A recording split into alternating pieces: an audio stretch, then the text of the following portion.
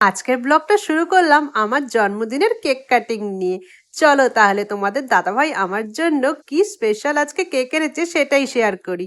এবার এখন আমাদের দিদিভাইয়ের বার্থডে কেক কাটাটা হবে। তো বার্থডে কেকটা আমি দেখিয়ে দিই। হচ্ছে বার্থডে কেক।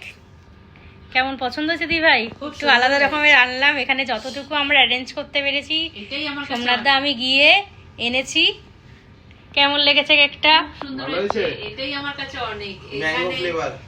এখানে যেহেতু ম্যাঙ্গো খেতে পছন্দ করি ওই জন্যই ম্যাঙ্গো ফ্লেভার। বলছি এইখানে অ্যারেঞ্জমেন্ট যে মানে এত সুন্দর হবে ভাবতে পারিনি। ওখানে থাকলে তো অন্যরকম কেক আসতো, কিন্তু এখানে থেকে যে এত সুন্দর হয়েছে, ওখানে থাকলে তো আসতো অন্যরকম। এখানে যেটুকু পেরেছি আমরা করেছি। এটাই আমার কাছে অনেক। Thank you. বলে বাবালে মাম্মা মাম্মি দিচ্ছে আমাকে। সবথেকে বড় পাওনা যে আমার মেয়ে আমাকে হ্যাপি বার্থডে বলেছে, তাই না? বলে বাবা দিচ্ছ না আমার। ওই ফু দেবে, ও ফু দেওয়ার জন্য ব্যস্ত। চলো তাহলে কেটে ফেলি কেকটা। হ্যাঁ একদম কাটো। চলো ফু দি বাবা। Happy birthday to you, happy birthday to you, happy birthday dear দিদি ভাই, হ্যাপি বার্থডে টু ইউ।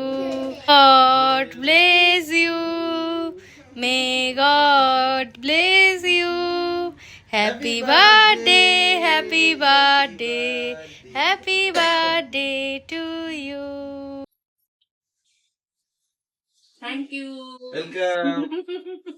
এত সুন্দর একটা অ্যারেঞ্জমেন্ট করার জন্য আমি ভাবতেও পারিনি। ওয়েলকাম। ও দেখ,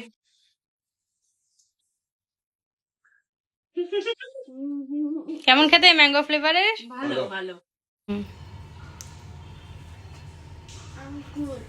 এবার এই হাতটা দে। গালে মাখছে, গালে আমার মাখাচ্ছে। এটা কুড়ানিকে থ্যাংক ইউ। খাটিস না। Thank you. একটু আমি দিদিভাইকে খাই দিই।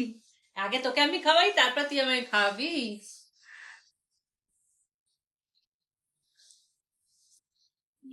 বলছি আগে আমি খাওয়াবো, তারপর তো তুই খাওয়াবি না, তাই আগে আমি খাই দিলাম তোকে। বার্থডেটা তো আমার। এই বেলা খুব আনন্দ, খাবে খুব আনন্দ এই বেলা। হ্যাঁ তাহলে আজকে ব্লগটা এখানেই শেষ করলাম। বার্থডের যে আসল সারপ্রাইজ আমার বার্থডে গিফট, সেটা কিন্তু পরবর্তী ব্লগে তোমাদের সাথে শেয়ার করব।